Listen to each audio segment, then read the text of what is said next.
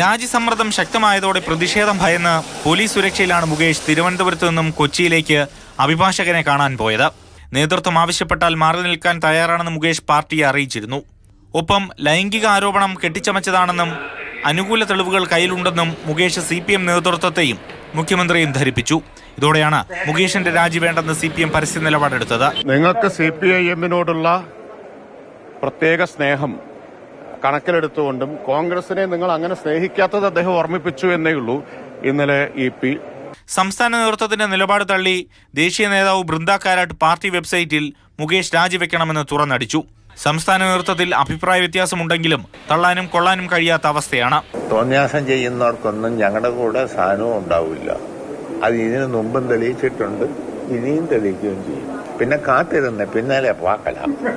CPI നിർവാഹക സമിതി കഴിഞ്ഞ് സംസ്ഥാന സെക്രട്ടറി ബിനോയ് വിശ്വം മുഖ്യമന്ത്രി പിണറായി വിജയനെ നേരിട്ട് കണ്ട് മുകേഷിന്റെ രാജി ആവശ്യപ്പെട്ടിരുന്നു. മുകേഷിന് അനുകൂലമായ പിണറായി വിജയന്റെ നിലപാടിനെ തുടർന്ന് CPIയും മലക്കമറിഞ്ഞു. ഇവിടുത്തെ കാര്യം പറയാൻ ഇവിടെ CPIക്ക് നേതൃത്വമുണ്ട് എന്നുള്ളത് പറയും. ഇവിടെയും അവിടെയും ഒന്നും രണ്ട് കാഴ്ചപ്പാട് CPIക്കില്ല. CPM-ലും പവർ ഗ്രൂപ്പ് പ്രവർത്തിക്കുന്നുണ്ടെന്നും ഇവർ കുറ്റവാളികൾക്ക് കുടപിടിക്കുകയാണെന്നും VD സതീശനും കുറ്റപ്പെടുത്തി. പാർട്ടിയിലെ നേതാക്കൾ സമ്മർദ്ദം ചെലുത്തിയിട്ടും മുഖ്യമന്ത്രി അടക്കമുള്ള ആളുകൾ അനങ്ങുന്നില്ല. ഇവരെ സംരക്ഷിക്കുന്ന വലിയൊരു മുഖ്യമന്ത്രിയുടെ നേതൃത്വത്തിലുള്ള വലിയൊരു സംഘം CPM-ൽ പ്രവർത്തിക്കുന്നുണ്ട്. കൊല്ലത്ത് നിന്നുള്ള സംസ്ഥാന കമ്മിറ്റിയിലെ നേതാക്കളുടെ അഭിപ്രായം കൂടി കേട്ട ശേഷമേ രാജിയിൽ അന്തിമ തീരുമാനമുണ്ടാകൂ. ലൈംഗിക ആരോപണത്തിന്റെ പേരിൽ MLA സ്ഥാനം രാജിവെക്കുന്നത് തെറ്റായ സന്ദേശം സൃഷ്ടിക്കുമെന്നാണ് പാർട്ടിയിലെ വിലയിരുത്തൽ.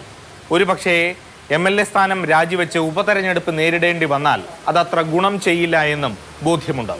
അതുകൊണ്ട് മുകേഷ് MLA സ്ഥാനം രാജിവെക്കില്ല. AK Stephin, Mathrubhumi news, Thiruvananthapuram.